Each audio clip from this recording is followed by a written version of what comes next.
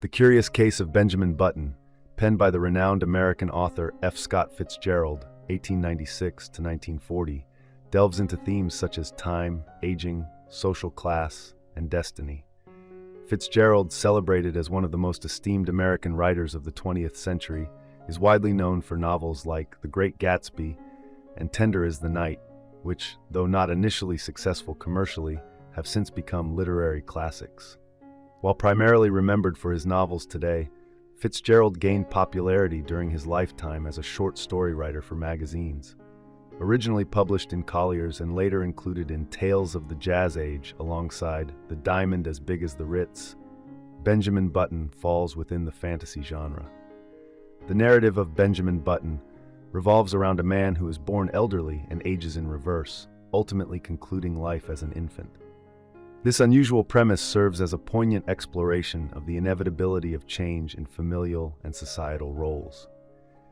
In 2008, the story was adapted into an Academy Award-winning film that retained Fitzgerald's central concepts and themes while modifying historical settings and much of the plot. The tale begins in 1860, when Mr. and Mrs. Roger Button, a wealthy Baltimore couple, eagerly anticipate the birth of their first child.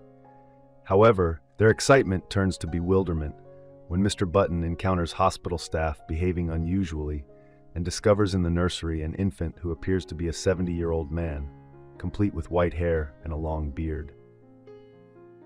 This unexpected turn sets the stage for a narrative that challenges conventional notions of aging and identity.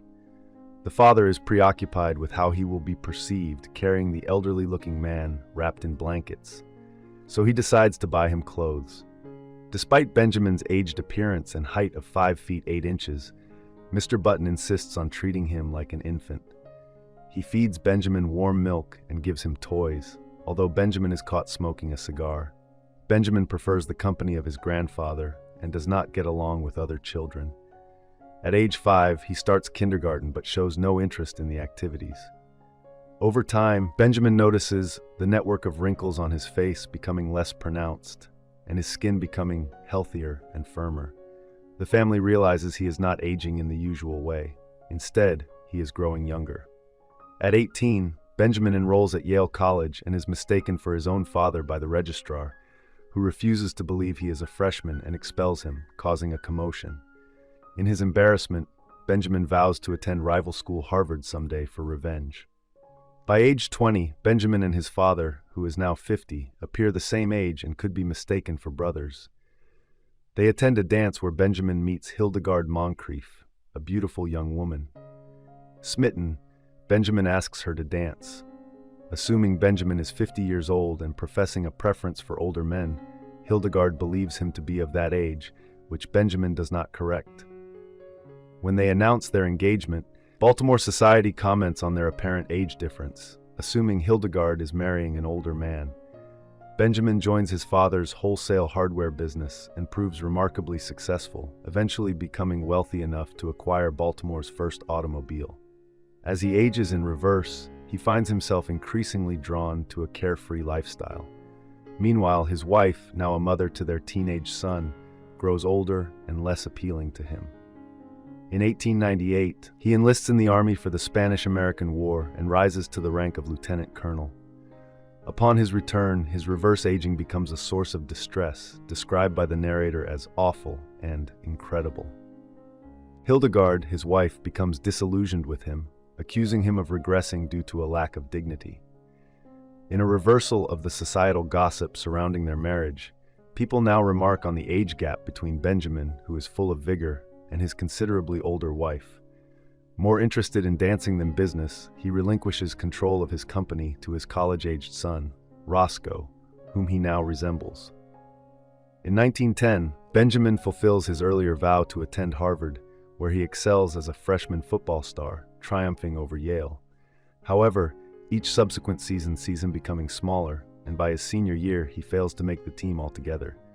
After graduation, he returns to Baltimore, where Roscoe has become a prominent figure in local society.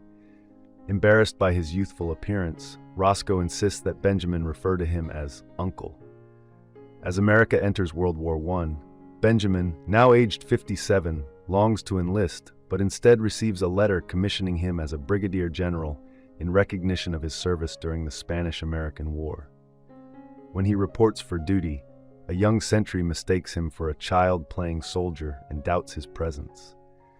Benjamin encounters a skeptical colonel who believes he has fabricated the commission letter and escorts him to headquarters, where Roscoe arrives in frustration to take him back to Baltimore.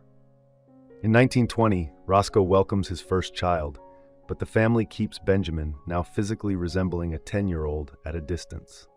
As Roscoe's son grows older, he becomes Benjamin's companion, reversing the roles Benjamin once shared with his own grandfather.